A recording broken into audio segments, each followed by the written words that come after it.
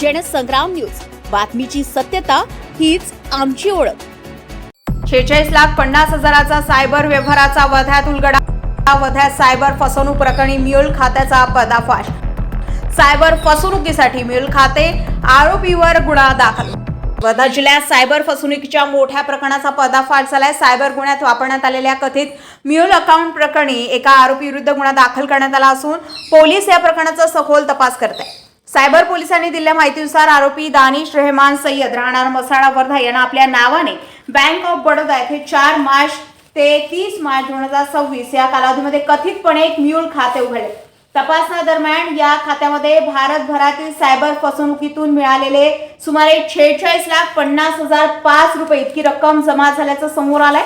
यानंतर ही रक्कम इतर आरोपींच्या मदतीने विविध बँक खात्यामध्ये हस्तांतरित केल्याचा संशय पोलिसांनी व्यक्त केला आहे।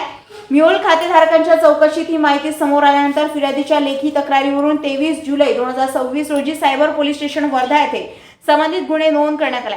या संपूर्ण प्रकरणाचा पुढील तपास सायबर पोलीस करीत असून या रॅकेटमध्ये आणखी कोणाचा सहभाग आहे का याचाही शोध घेतला जात आहे।